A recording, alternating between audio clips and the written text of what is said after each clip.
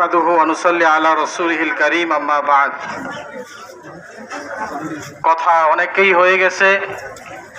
সম্মানিত তৌহিদি জনতা, আপনারা এখানে জমায়েত হয়েছেন। ভারতের সেই কুলাঙ্গার সন্তান রামগিরি এবং নিতেশ এবং এই অবৈধ সন্তানদের যারা পৃষ্ঠপোষকতা করে, গুজরাটের কসাইখাত মুসলমানদের গণহত্যাকারী সেই নরেন্দ্র মোদী, যারা সকাল বিকাল দুইবার করে গরুর পায়খানা এবং গরুর পেশাব খায়, তাদের মাথায় কোনো বুদ্ধি আছে বলে আমরা বিশ্বাস করি না।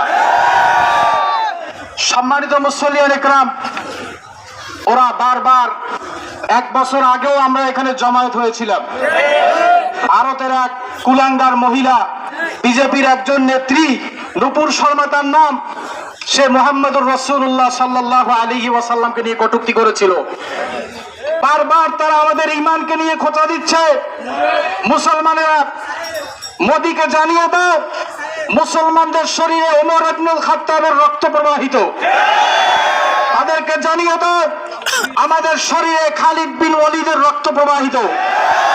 তাদেরকে জানিয়ে দাও, 180 কোটি মুসলমান যদি জেগে ওঠে, 180 কোটি মুসলমান যদি আবার জাগ্রত হয়, পালাবার মতো পথ তোমরা খুঁজে পাবে না।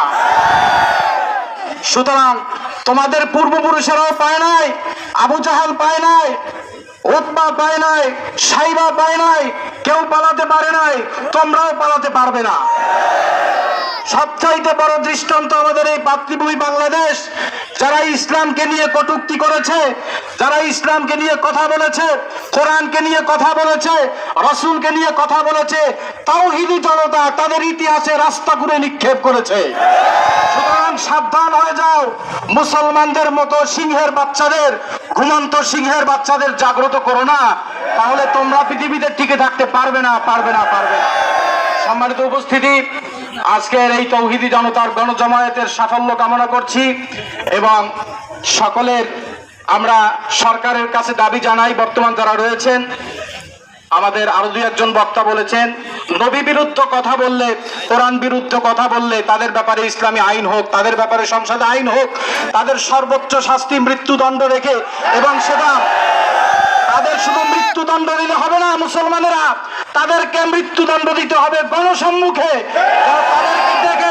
তাদেরকে দেখে বিধর্মী অমুসলিম কাফেরেরা শিক্ষা গ্রহণ করতে পারে। সম্মানিত উপস্থিতি, আমরা এখন দোয়া করব। দোয়া করে আমরা যার যার মতো করে ইনশাআল্লাহ আমাদের এই গণসমাবেশ অনুষ্ঠান সমাপ্ত ঘোষণা করব, শেষ করবো ইনশাআল্লাহ।